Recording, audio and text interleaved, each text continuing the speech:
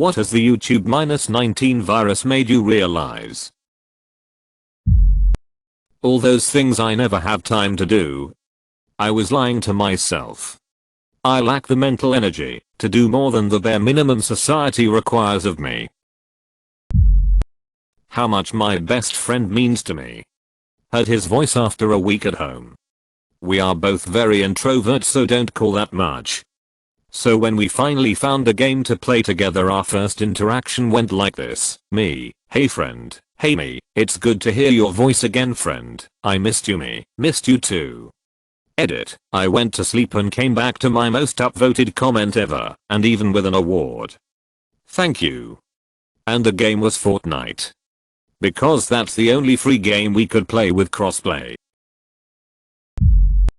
I'll probably never get to hug my grandpa again, and he'll die thinking his family abandoned him. He's over 90 and in a nursing home. He can barely hear and is almost completely blind, so it's very difficult for him to comprehend what's going on and why we can't go see him. Because of the lockdown, I found that people think my preferred way of living is hell. Edit, I did not expect to wake up to all these replies and upvotes. Thanks for all the love Reddit fam. Stay strong. Having the option to do something and not doing it sucks far less than not having that option at all. I was not washing my hands enough. Our system isn't prepared for a big outbreak of some kind of sickness. That I basically practice social distancing every day already. A large portion of this country lives paycheck to paycheck. I've always seen the stats, but never fully realized the effect of that until now. Edit, I'm in the US. 1. Truck drivers and healthcare workers really are the backbone of this country too. Confirmed that celebrities are incredibly out of touch with the real world. We're all in this together from my $40 million mansion. That I really want to work from home permanently. This has been the best work week in a while. How much food I actually waste on a regular basis. I always thought we did pretty good about not buying too many groceries, or making too much, ordering too much, etc. How wrong I was. I set a goal for our household that we would use up all of our leftovers before making new stuff. It's forced me to be creative and experiment in the kitchen. Really shows you how long your pantry/fridge can actually last you. Just how privileged I am. Don't get me wrong, I have plenty that keeps me up at night. But compared to the trouble a lot of people are in, my worries are *nothing. This country is full of people having to choose between risking their family's health versus risking eviction. Folks with parents in nursing homes who they can't visit. People with chronic health conditions who are terrified of a flare-up while the hospitals are full. Hospital workers who are living in their garages because there are PPE shortages at work and they are afraid of infecting their families. I can't imagine how much stress a lot of my neighbors are under right now. Grocery store staff are essential workers. Bless them all. That I was working too hard. Because of all the suffering, I'm actually kind of ashamed to admit this has been great for my mental health. How much we take for granted that everything just works. That things like a global supply chain just work. That an average Joe like me can, in the dead of winter, reliably expect to see oranges in the produce aisle. How much we now rely on others as a society. Globally. We rely on manufacturing from around the world. Food grown around the world. They rely on our purchasing things. How incredibly connected we can be with modern ships and airplanes and the internet. And how we didn't realize how fragile that was, or how intricately everything connected.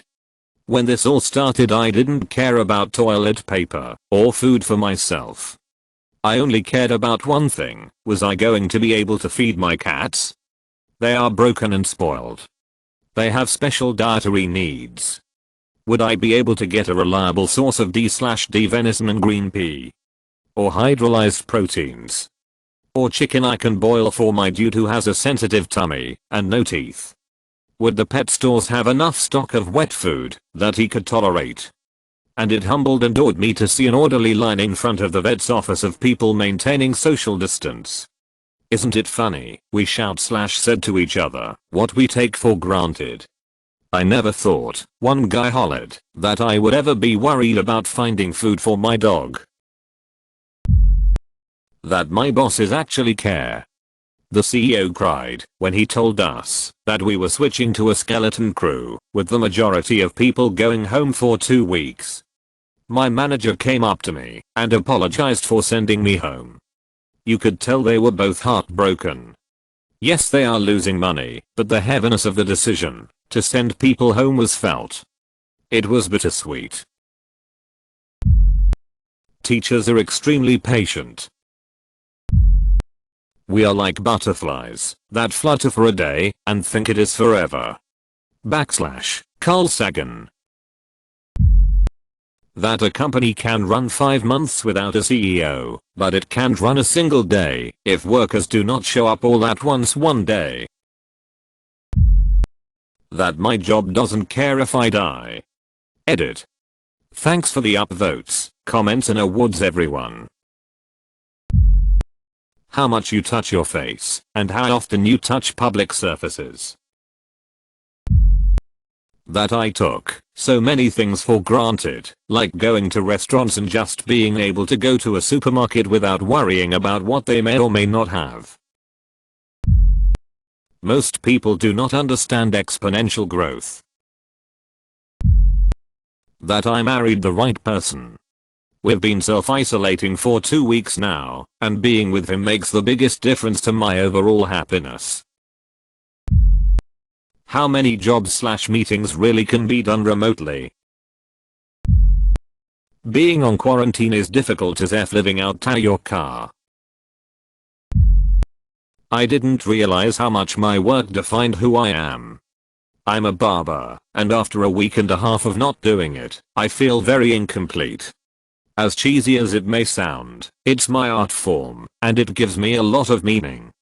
I'm very hopeful, though, that I'll make it through this and be able to do it again. Great, you made it to the end. Now smash that like button and subscribe for even more videos like this one.